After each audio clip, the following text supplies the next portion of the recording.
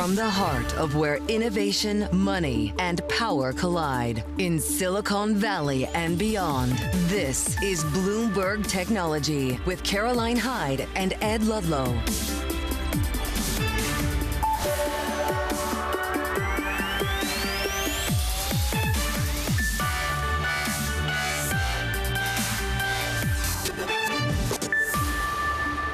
Live from New York, I'm Romaine Bostick. And I'm Jackie Davalos in Washington. This is Bloomberg Technology. Coming up, Trump and TSMC are expected to announce a $100 billion investment in the U.S. That's according to reports. Plus, we'll dig into the potential impact of the U.S. tariffs on the tech sector, especially chips, as that deadline approaches. And Anora dominates the 2025 Oscars while Disney's Hulu takes a hit, crashing during the ceremony. We'll have all the details. But first, let's get a check on those markets. What are you seeing, Romaine? There's a lot to check here. Right now, you're looking at a market that has really been on a roller coaster ride. The intraday chart of the NASDAQ 100 really indicative of that. We came into this morning with an expectation of a continuation of that tech rebound off of that strong rally on Friday. But that got kneecapped about 30 minutes into the session. Some economic data showing further contraction in the manufacturing sector here in the United States, combined with an increase in the price index here. Inflationary pressures rearing their head. But then guess what? A little bit of a reprieve came in just around 10:30 here in New York City. Headlines from the Wall Street Journal saying that the Trump administration does plan to announce further investments in the chip space here in the United States. A $100 billion commitment from TSMC, Taiwan Semiconductor, over the next 4 years. This may not look like much on your screen, but you did see a rebound in tech stocks. The 1% drop that we're seeing in TSM, they were down about 3% earlier in the session. The rest, though, of the Philadelphia Semiconductor Index right now straddling the line, Jackie, between gains and losses. Let's get more on that TSMC deal with Bloomberg's Mike Shepard, who's joining us now. Mike, what do we know about this potential deal? Well, we've been able to confirm here what the Wall Street Journal had reported earlier, that TSMC will announce at 1:30 p.m. with Donald Trump in the White House plans for up to $100 billion of investment in the U.S. And what we know from beforehand from our coverage of TSMC and the big push to expand chips manufacturing here in the U.S., there were already plans by the company for up to $65 billion in investment, supported by some money from the Biden-era CHIPS Act programs. But the idea would be to build some plants in Arizona. They already have one that was actually lured. TSMC was lured by Trump to Arizona back in 2020. That plant is now up and running. Its yields are even exceeding what we typically see from plants by TSMC back home in Taiwan. And there are plans for as many as 3 more plants as well.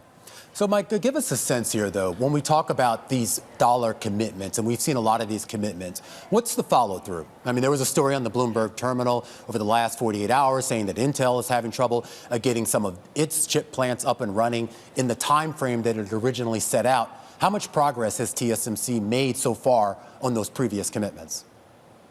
Well, one of the biggest differences between TSMC and Intel is really the customer base. And Intel has struggled to find customers that would be able to sustain a plant of the scale of the one in Ohio that you just mentioned.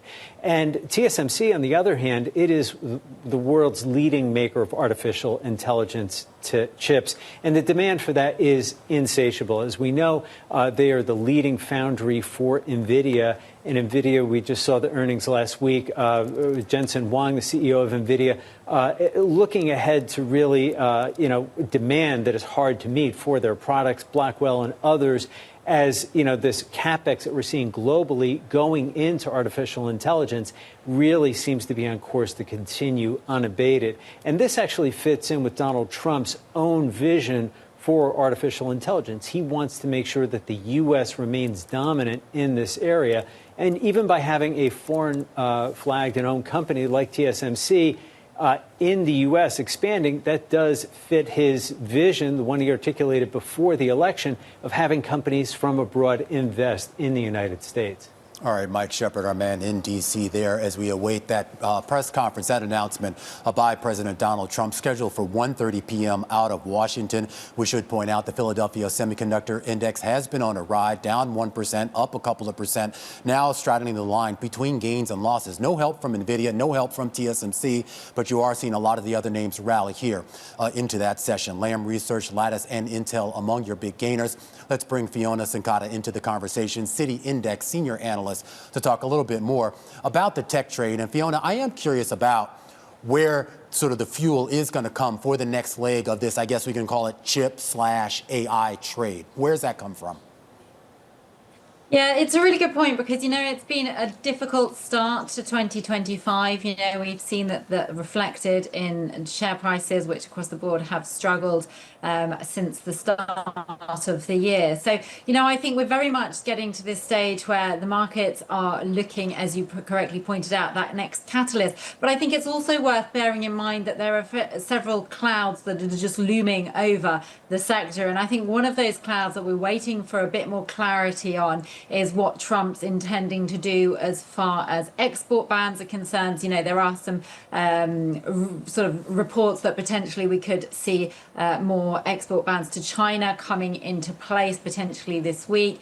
I think once we start to get a bit of a clearer picture of how the Trump administration is looking to position itself as far as the chip sector is concerned, I think that could help at least stem concerns that have been weighing on the sector. And I think the other thing is that we just also need to get a little bit more clarity, I think, over the outlook for sort of reduced costs as far as AI is concerned. Obviously, we've had earnings season, we've learned a lot, we know that spending is still high, but I think the whole DeepSeek disruption just sowed a seed of doubt, which I don't feel has been removed yet. So I think we just need a little bit more clarification as to what the outlook is as far as sort of being able to reduce spending on AI and CapEx spending is concerned.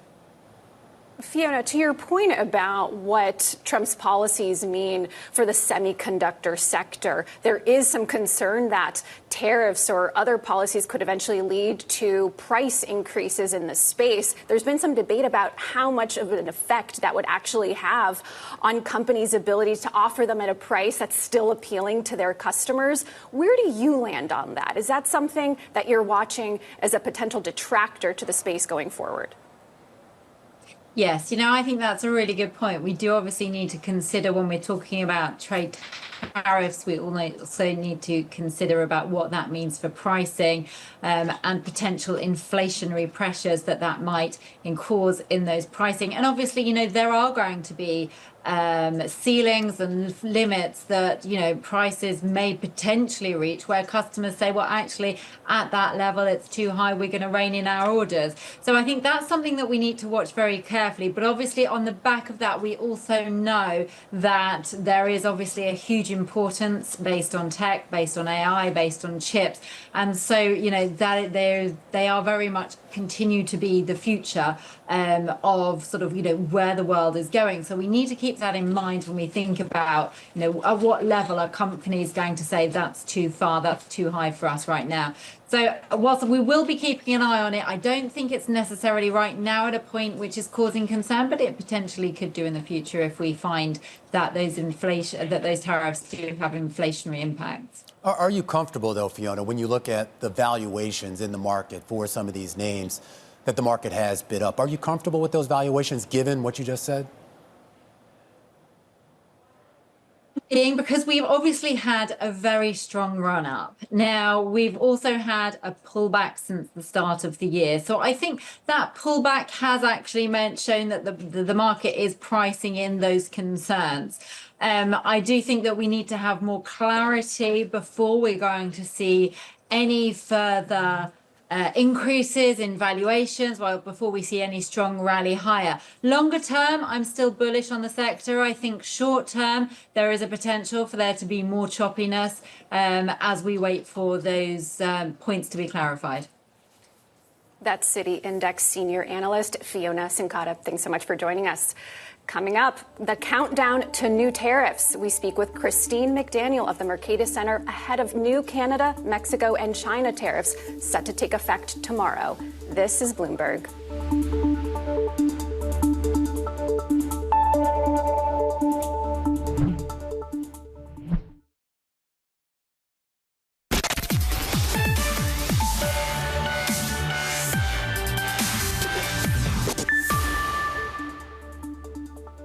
President Trump's sweeping tariffs is set to take effect tomorrow, placing new 25% levies on Canada and Mexico and an additional 10% on China. For more on the global tariffs impact, Christine McDaniel, Senior Research Fellow at the Mercatus Center, joins us now.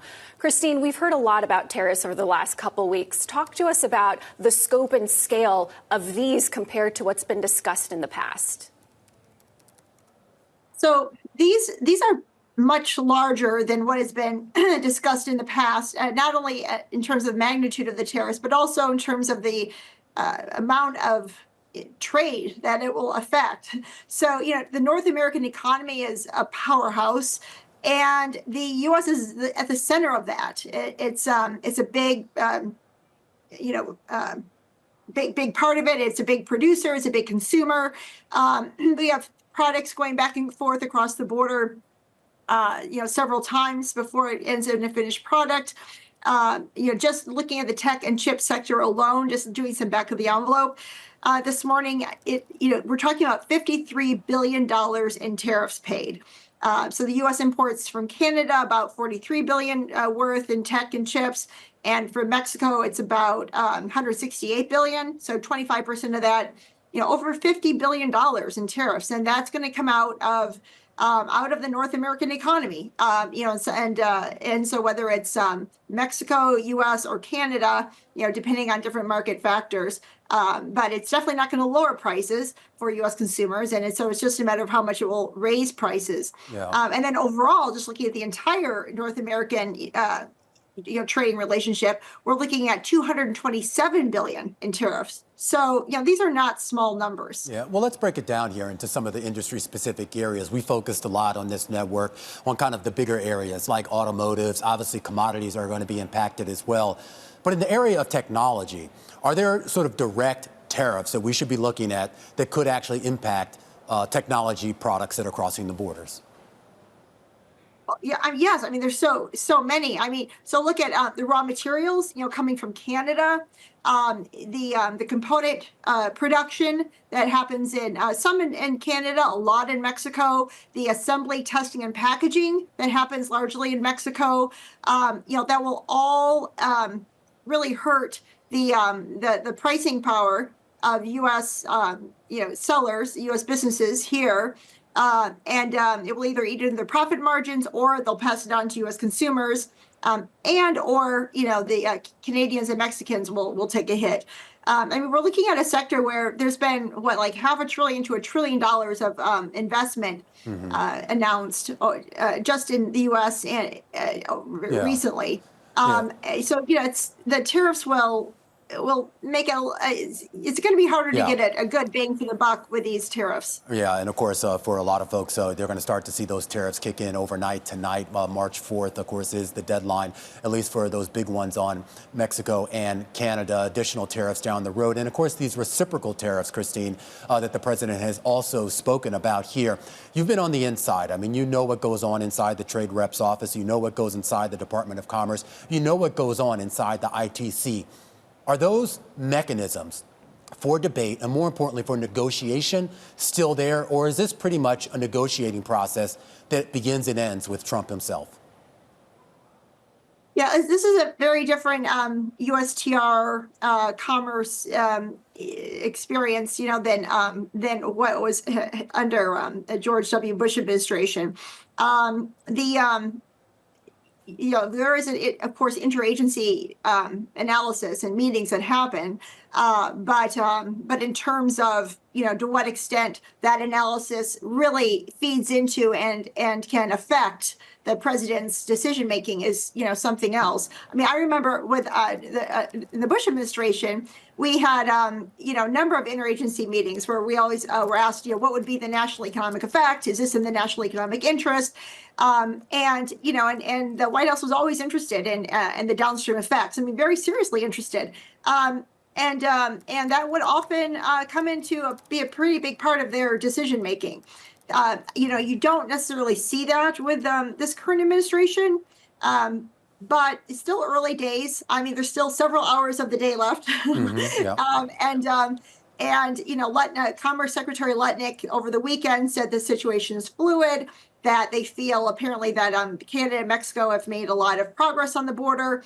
And they're very happy. They've had the lowest crossing ever on the border, but they're still concerned, if fentanyl continues to come into the country. So maybe it won't be 25%, maybe it will be something less.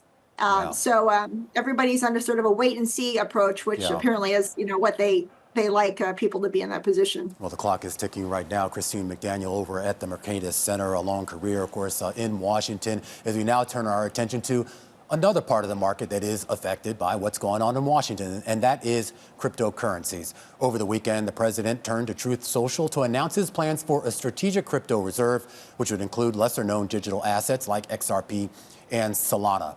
The news ignited an immediate crypto rally, a rally that has pared back quite a bit over the last few hours here. Vildana Hyde joining us right now, who covers crypto for us here at Bloomberg. We have seen a bit of a turnaround in some of these coins, Vildana. We should point out some of the crypto stocks like Marathon and a few others, MicroStrategy as well, still in the green. How much stock can we put in that announcement that Trump made over the weekend about this cryptocurrency reserve, as well as this big crypto summit that's coming up on Friday at the White House? I think it's a really good question. And the key thing to keep in mind is that we just are lacking a ton of details. So we had the social media announcement over the weekend that mentioned these, maybe we can call them lesser known coins. And later the president tweeted again to say that, Bitcoin and Ether, of course, are going to be included as well.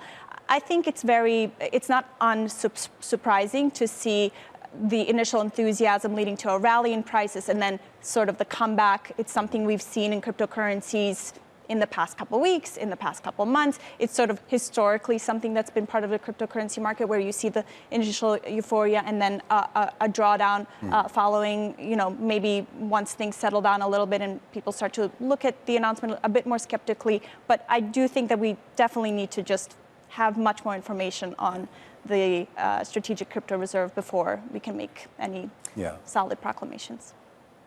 Speaking of skepticism, Vildana, here in Washington, some Republican lawmakers who are allies of Trump have actually pushed back on the notion of using taxpayer dollars to fund risky assets like crypto. So this idea of a crypto reserve, what would that look like in practice? I know it's still a bit theoretical, but could you kind of break that down for us a bit?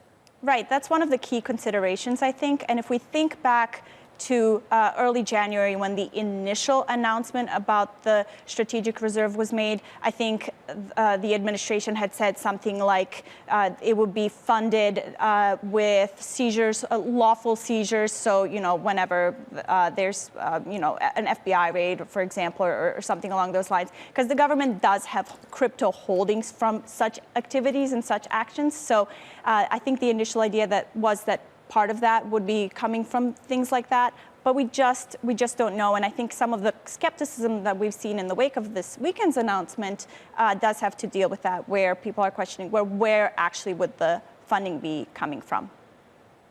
That's Bloomberg's Vildana Hyde. Thank you so much for joining us. Coming up, a Texas startup lands its spacecraft on the moon. We'll discuss what this means for the future of space exploration and the U.S. position in the space race. This is Bloomberg.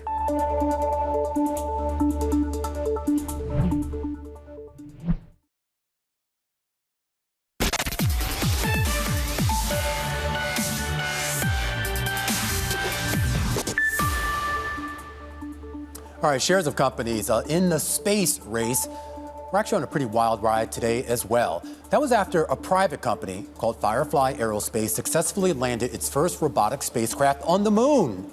That was over the weekend, a partnership with NASA that had taken it on its journey on January 15th. The spacecraft carrying 10 tools and experiments built by NASA, including a drill that would bury itself into the lunar soil to test the temperature there. You can see some of the other stocks here related to Firefly moving on that news, including Rocket Lab and AST Space Mobile. Lauren Grush joining us right now to talk a little bit more about what we learned. And this was pretty momentous. Only the second time, I believe, in history we've had a commercial spacecraft successfully touched down on the moon. Of course, Lunar, one of the stocks we showed there, Intuitive Machines, did it, I think, sometime back last year here. What was the significance of what happened over the weekend, specifically when it came to Firefly, Lauren? Right. Well, you just explained it right there. This is only the second time a commercial company has landed a vehicle intact on the lunar surface. But something special about Firefly's landing is they're kind of hailing it as the first fully successful landing, because even though Intuitive Machines did land their lander for the first time last year, unfortunately, that lander did tip over when it reached the surface. It was coming in too fast, and so it had to end its mission prematurely. But with Firefly, it looks like they stuck the landing upright, and they even got some really great pictures from the lander right as soon as they made it to the surface. So from all we've seen so far, it looks like a pretty successful mission through and through. Lauren, how much room is there for startups that are operating in the space race to really get in here? Because a lot of the news that we hear is around SpaceX. Yeah, absolutely. I mean, this specific mission, Blue Ghost, was part of an overall NASA effort to help fund private and public companies to develop lunar landers to reach the surface of the moon. So this is something that NASA really wants, a very diverse ecosystem of commercial companies. And so they've been partially funding landers to transport instruments and experiments and tools to the lunar surface to help learn more about the moon as part of its ongoing efforts to eventually land humans on the surface of the moon. So this is what NASA wants. They want more companies than just SpaceX, getting all of the headlines. And so far, it looks like their efforts, while they've had some mixed success, are starting to have more success as well. That's Bloomberg's Lauren Grush. Thanks for joining us. What are you looking at, Romaine? All right, Jackie, time for Talking Tech. And first up, we're going to take a look at BYD, the company looking to raise as much as $5.2 billion in a primary placement. According to terms seen by Bloomberg, the Chinese automaker offered 118 million shares at 333 to 345 Hong Kong dollars each. That's a discount of almost 8.4% to Monday's closing price in Hong Kong. Plus, Baidu planning to raise $1.4 billion with an offering of offshore bond sales. According to sources, the deal may price as soon as Wednesday and would be the first bond offering for China's leading search engine since 2021. The deal also comes before the company must repay a $600 million security that's due on April 7th. And finally, Chinese AI startup Zhipu has raised more than $140 million as interest in domestic AI rises following DeepSeek's meteoric growth. The financing round, led by local government-backed firms, and joins existing backers Alibaba and Tencent. Zhipu was last valued at about $3 billion during its last funding round in May 2024. Jackie? Coming up, investors are valuing ByteDance at $400 billion. Mitchell Green of Lead Edge Capital will join us to explain.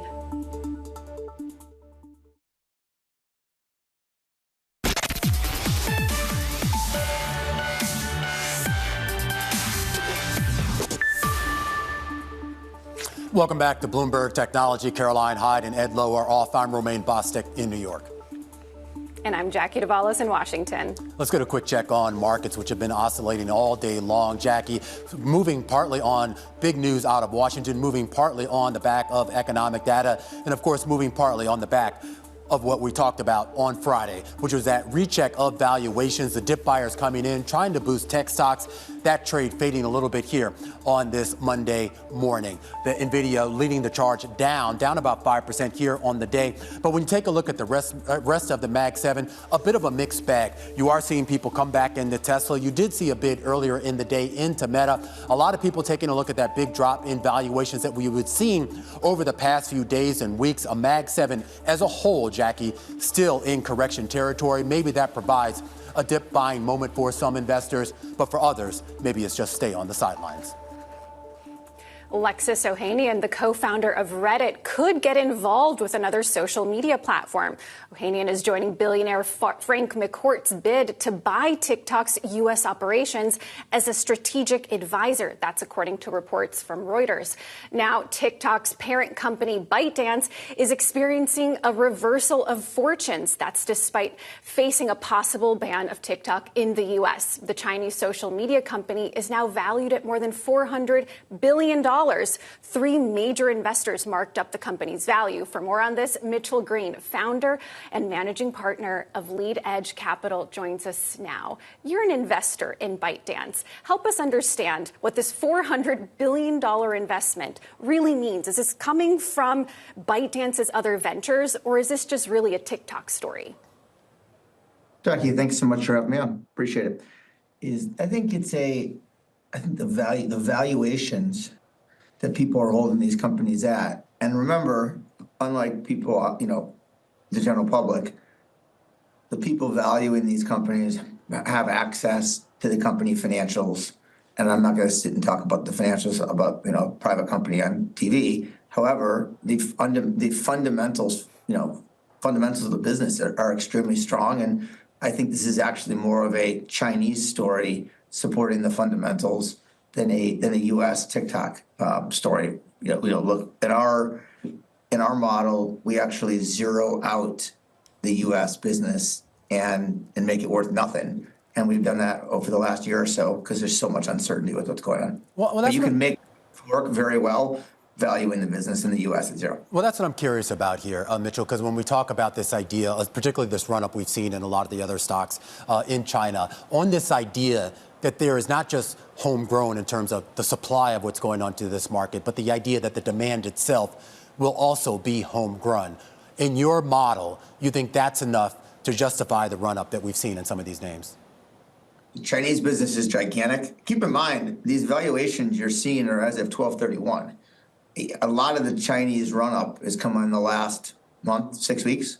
And so public comparables, if you were looking at Tencent or an Alibaba, which are probably the two best comps, those stocks have actually done very well over the last 45 days. And so that wouldn't actually, that run-up, it hasn't even been factored into that $400 billion in price.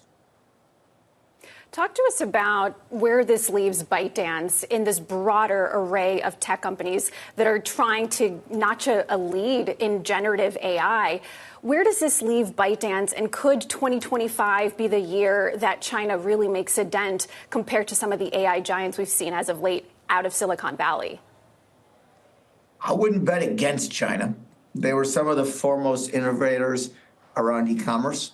So if you look at companies like Alibaba or PDD, Pinduoduo, or Tencent in the gaming space, some of the best innovations around e-commerce have come out of China. I wouldn't, if you read a lot of government Chinese policy around what they're trying to do, around whether it's chips, semiconductors, rare earth, I would expect that they're going to make a serious play in AI. Whether DeepSeek is that one or is it some other one? I think DeepSeek does show, though, that there will be a lot of innovation, not only by Chinese companies, but American companies as well, around AI and the software and using software to make AI much more powerful and cheaper. And I still believe AI today is massively hyped and will under-deliver in the near term. But over the next 10, 20 years, it will massively over-deliver to what people think. People always overestimate the near term and underestimate the long term when it comes to technological change. I think you're going to see the same thing here. And I joke, in 1997, it could cost you $50 million from Sun Microsystems to build a website. You can build the same website today, you and I, for $10 with our credit card. The same thing is going to happen with AI. And so I think we are in the really early innings, and I would expect to see Chinese companies really try to drive to the forefront of that, just as American companies are going to as well. Mitchell, obviously here in Washington, we're seeing President Trump ratchet up those tensions with Beijing via tariffs. Chip exports are also part of the uncertainty there. How will the U.S. potentially kneecap China's ability to gain ground? TikTok has been an interesting political story as well. How are you thinking about the political risks around the company? I know you said you're zeroing it out in your model, but do you think at all that TikTok story is going to weigh on the ByteDance prospects going forward? I am not a political strategist. I assure you, if you're asking me about what to do for political strategy, you should probably do the opposite of anything that I would say. Again, we value the U.S. business at nothing because of so much uncertainty. What I will say is if you were to go back and look what happened on the weekend that they shut it down, they clearly shut it down. The Chinese did, because they were going to be in infringement with a bunch of service providers who then take legal risks, so they need to shut it down. Both sides of the aisle in Washington came running to try to keep it open. So you appear, if you look at from the outside, that both parties in Washington want to keep this app around for, I don't know, probably a host of reasons.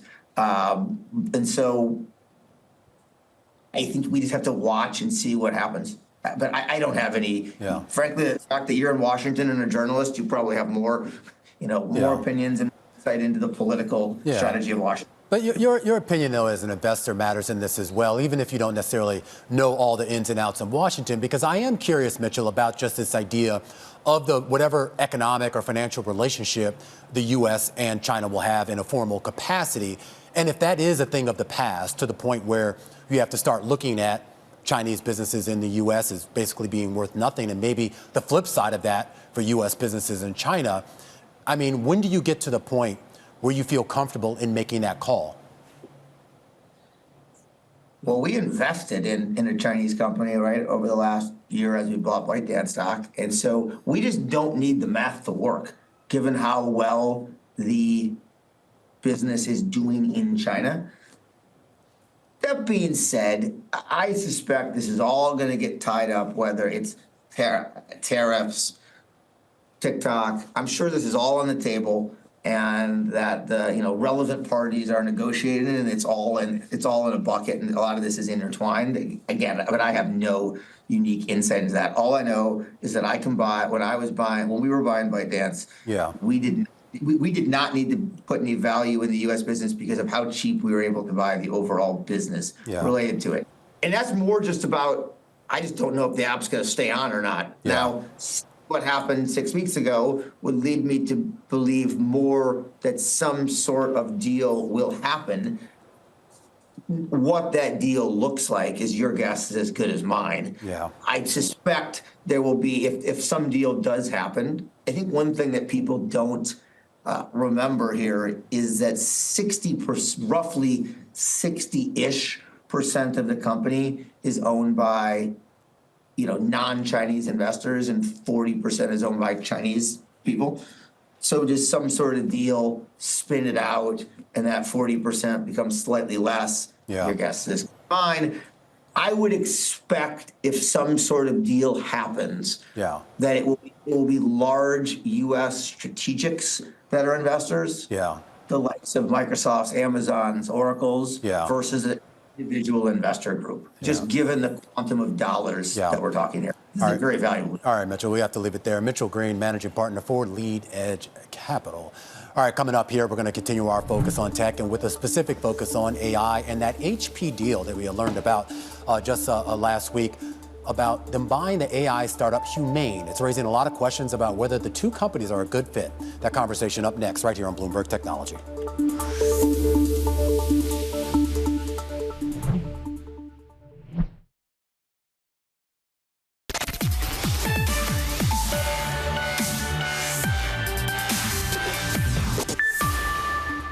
One of the key strategies of the company is really about integrating AI into all of our products so customers can experience AI at the edge. And Romaine has key technologies that will allow us to accelerate that development. The CEO of HP Inc. there talking about his company's deal to acquire AI startup Humane, how it's a way for the company to help develop its own AI ambitions. That was the promise, at least. For now, though, it seems more like IT troubleshooting, which has some wondering if HP really is a good fit for the surviving employees of Humane. That's the topic of today's Tech In-Depth newsletter. And Bloomberg senior tech editor Dana Wollman joins us right now to talk a little bit more about that. This was kind of a curious acquisition. We all kind of remember Humane. It's that little AI pin, a lot of hype around it. The reviews of it weren't so much. HP managed to pick this thing up for, what, $100 million? What exactly are they going to do with this? So HP has said that it wants to incorporate AI into more of its products and specifically have that AI processed locally instead of the cloud, and has cited benefits ranging from the cost to the security benefits and just the general efficiency. And so you're going to, I imagine, see AI working in the background on products that include computers, even printers. And there is some precedent for this in the industry, just that AI is already used in other consumer products to fine-tune things that we might consider boring and maybe not so glamorous. Think TV settings, settings on your TV that you wouldn't normally want to dig into or fiddle with. Yeah, it's impossible. I don't know how Jackie feels about that. Dana, well, this is an interesting newsletter because it really highlights just the incredible tech talent, former Apple employees that are now at Humane and could potentially bring some new hardware into the AI space that perhaps, obviously didn't work out in the Humane context. But talk to us about what this reveals about how HP plans to really take on hardware ambitions going forward. So there are no indications that HP wants to build any AI-specific hardware the way Humane was dreaming of, but is looking to work AI into some of its existing kinds of products. And even before this acquisition, Humane had pivoted to developing an AI software platform, kind of what I would describe as the equivalent of a smart home platform, except here we're not talking about the smart home or consumer products. We're talking about a mix of both consumer and enterprise products, but really the underpinning software meant to power all of these products. And as Romaine hinted at in the intro, it is sort of an odd coupling. HP is known for taking a very conservative approach to its products, and Humane, bless them, if anything, was ambitious and had some delightfully weird ideas. They clearly didn't work out, but you cannot call Humane conservative, certainly. That's Bloomberg's Dana Wollman. Thanks so much for joining us. You can subscribe to Bloomberg's Tech In-Depth newsletter for more analysis and scoops about the business of technology from Bloomberg's journalists around the world. But as we get into the potential impacts of tariffs on the tech sector and fintech sector with Bruce Van Saun of Citizens Financial CEO. Bruce, we were just talking about Humane. That's coming out of HP. They're a hardware manufacturer. And right now, a huge question is just what impact tariffs are going to have on those that have this kind of exposure. You're at the technology conference right now in San Francisco. What vibe are you getting about potential concerns and uncertainty this leaves for tech?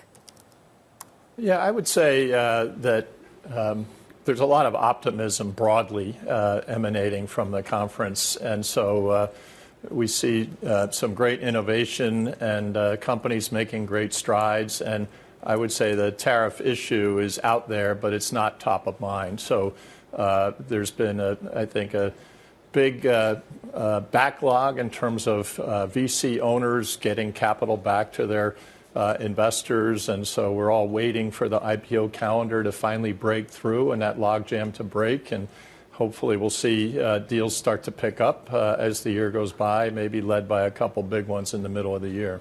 How confident are you in that, Bruce? I mean, we came into this year with a lot of optimism that market conditions would be favorable for a lot of these private companies to finally reach the public market.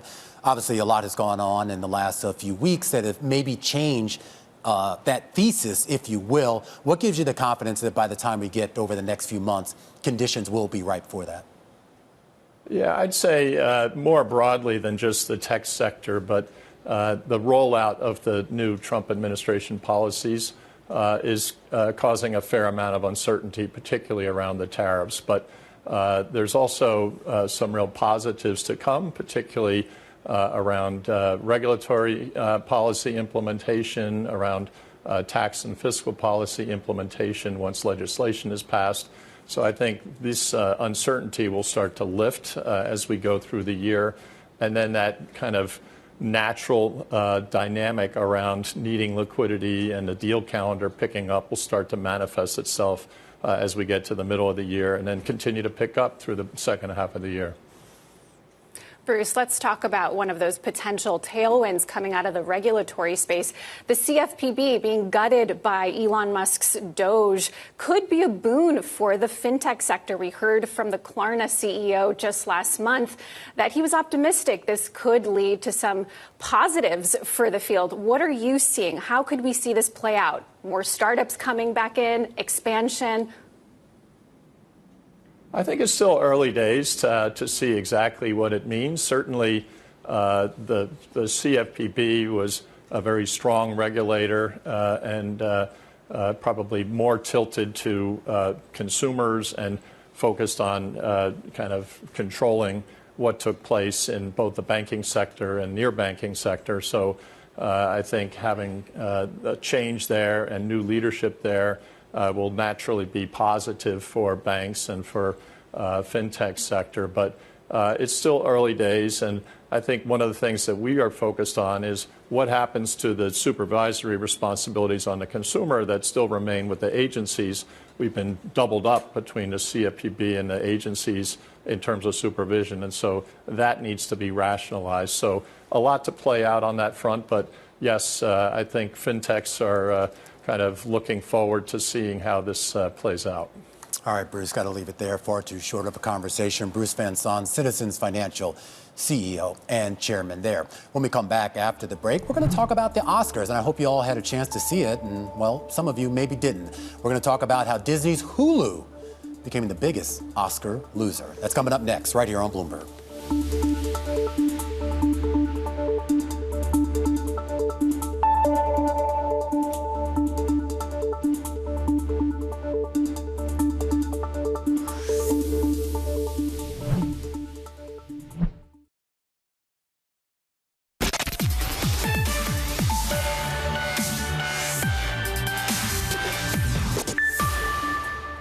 All right, well, Hollywood just held its annual Oscars awards, and if you tried to tune in through the streaming platform Hulu, well, you might have had some trouble. Hulu turning out to be the biggest loser of the night as the streaming service experienced technical glitches at the start and throughout, crashes and locked out customers. Bloomberg's Lucas Shaw joins us right now to talk a little bit more about what exactly happened. And this isn't the first time, and we've had big events that were put on streaming that, for whatever reason, the streaming services just couldn't handle. Was it just too many people trying to get on at the same time? Look, this is the reason that when you're talking about sporting events or live events, they end up going with broadcasters because they are reliable. They know they're going to work. There seemed to be a couple of different issues with Hulu. There was some crashing, but then also the program sort of ended early. Sometimes when you have things that run long on streaming services, they sort of like default to ending. I didn't have it happen to me last night because I was watching on YouTube TV, but I have had it happen to me, I think, with an event on Netflix before. Mm-hmm. And look, streaming is just, as silly or basic as it sounds, live events are a new frontier for streaming, and there are going to be kinks to be worked out for the next few years. Remember, this is the first time that Hulu had ever shown the Oscars. It seems crazy to think that. They should have been doing it for the last few years. Yeah. But Disney has a couple of years ahead of it to try to work out the kinks. So what comes next, though? I mean, we talk about, Disney, I think, has this contract through 2028 to continue airing the Academy Awards, and with the idea that I would assume whatever new contract is struck is probably going to be much more streaming focused. So is that enough time to sort of work out the kinks? Yeah, I think it's plenty of time to work it out. I mean, you look at Netflix, even from Mike Tyson, Jake Paul to NFL Christmas Day. Not to say that they've completely figured out what they're doing, but they didn't have the same problems. I think most of these companies, it only takes, a year or two. We don't have constant problems with this. Peacock's NFL playoff game didn't have huge problems. There may always be some issues if there are just too many people trying to watch. Mm-hmm. But yeah, Disney has the rights through 28. I still think they're the favorite to keep it. But the Academy is definitely exploring its options in the next few months, and maybe this will make them want to go with a more reliable streaming partner. Yeah, well, for what it's worth, Lucas, for those of us who did watch it on regular platforms here, it was actually entertaining. I mean, Conan had some nice singers there, and I think some of the winners and losers were a surprise to a lot of folks. I'm still upset Demi Moore didn't finally get her flowers. Lucas, gonna have to leave it there. Lucas Shaw, who covers all things Hollywood for us out there on the West Coast here at Bloomberg. This is Bloomberg Technology. Caroline Hyde will be back at some point, and so too will be Ed Ludlow. I'm Romaine Bostick. Please don't forget to check out our podcast. You can find it on the Bloomberg terminal, as well as online on Apple, Spotify, and iHeart. This is Bloomberg.